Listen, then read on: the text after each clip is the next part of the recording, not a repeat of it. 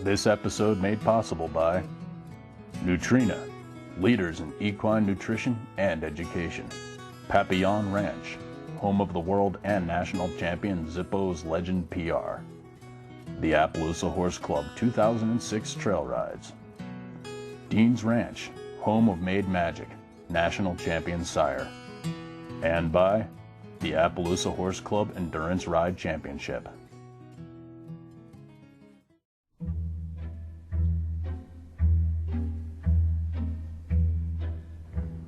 This week, the Appaloosa Horse Show travels to Exeter, California to visit the world-famous Riata Ranch Cowboy Girls. Riata Ranch teaches young women how to trick ride and trick rope, but also instills in them a great sense of confidence and self-respect.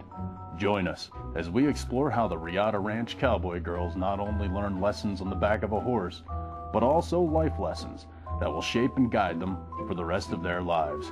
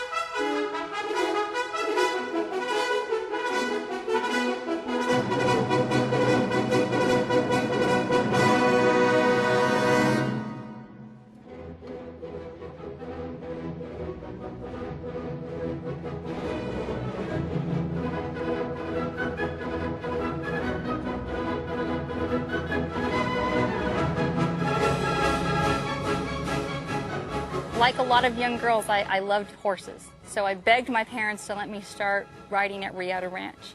And when they finally did allow me to start, I just felt right at home. For me, Riata was more than horses. It was a place to belong to. And I knew that Riata was going to be my destiny for a long time.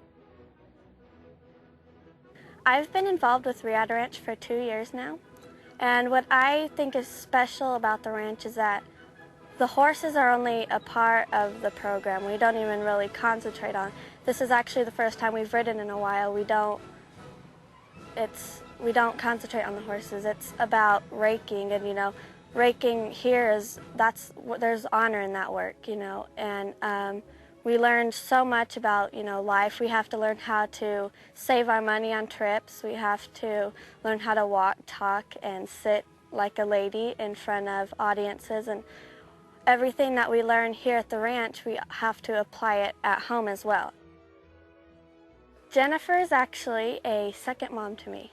I stay at her house all the time. I'm usually always with Jennifer. This is actually the first time I've spent the night with Jennifer. And she's the person, if I have a problem, I always go to her and talk to her. She's not only our director, and she not only helps us with the horses and in the program, but she's also outside of the ranch. She's also a mom. She mothers all of us. She takes us in like we're her own children. One of the first things that we have to have a rider do is they've got to be totally confident, and they have to have good balance. So what we do when we start our students, we put the horses on a lunge line, and the first thing we ask them to learn to do is how to approach the horse.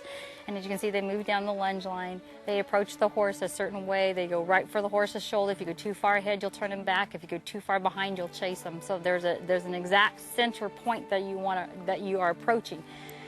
Second thing is hand placement, because we track to the left. It's right hand on the top of the horn, left hand on the bottom like this, always.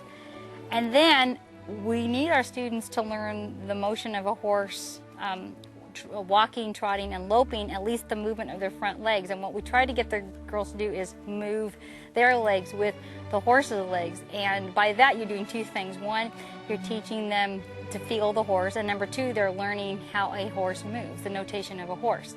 And they have to really get that down. And the next thing then, of course, is we teach them to vault on. And the reason why we have the horse on the lunge line is I can then control the speed. I can control if something goes wrong. I can speed the horse up. We can slow the horse down, and we have total control of the situation.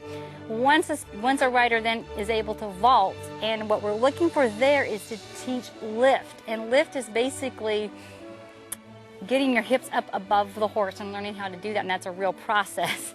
And it takes time to learn to do it, because what you want to see, a good vault, what you'll see and is at the end, what you want to see is when a girl vaults on, you want to see her all the way to the end of her arms, pushing on her hands with her elbows locked.